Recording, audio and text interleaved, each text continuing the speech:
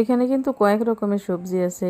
এর মধ্যে কিন্তু সবচেয়ে বেশি পছন্দের সবজি হলো পুঁইশাক। পুঁইশাকটা আসলে আমরা বাসার সবাই অনেক পছন্দ করে। এই পুঁইশাকটি অবশ্য বাজারের না, এই পুঁইশাকটি হলো বাড়ির পুঁইশাক, মায়াফার মাচার পুঁইশাক আর কি। তো মায়াফা গাছ লাগাইছে, কিন্তু মায়াফারা পুঁইশাক তেমন একটা খায় না, বেশিরভাগ পুঁইশাক আমরাই খাই। এগুলোই কিন্তু 4 দিন পুঁইশাক আনা হয়েছে। আমি সবসময় চিংড়ি মাছ দিয়ে পুঁইশাক রান্না করি, যেহেতু চিংড়ি মাছ আর পুঁইশাকটা কিন্তু সবচেয়ে বেশি মানায়। তো এই কারণে কিন্তু আমার বাসায় পুঁইশাক সবসময় আমি চিংড়ি মাছ দিয়ে রান্না করি, মাঝে মাঝে আবার শুটকি দিয়ে রান্না করি। একবার আমার মেয়ের যখন আমি নিয়ে হোস্টেলে গেছিলাম হোমনাতে, তো আমরা হোটেলে খাইতে গেছিলাম আর কি। তারপরে জিজ্ঞেস করলাম কি কি আছে, তারপরে বেশি কিছু আসিল না, ডিম আসিল আর পুঁইশাক আসিল, ডাল আসিল। তো আমরা পুঁইশাকটা দিয়ে খাইছিলাম, পুঁইশাকটা অনেক মজা হয়েছিল। কাসকি মাছের শুটকি দিয়ে পুঁইশাকটা রান্না করছিল। তো হোটেলের রান্নার মধ্যে যেহেতু একটু টেস্টিং সল দেয়, এই কারণে হয়তো বা আরো বেশি মজা লাগছিল। তারপরে আবার ফেরি খিদেও আসিল, প্রায় 3টার উপরে বেজে গেছিল। তো তারপর থেকে কিন্তু আমি মাঝে মাঝে পুঁইশাক দিয়া, চিংড়ি মাছ দিয়া, তারপরে পুঁইশাক দিয়া, শুকি দিয়া, পুঁইশাকটি কিন্তু অনেক বেশি আসিল।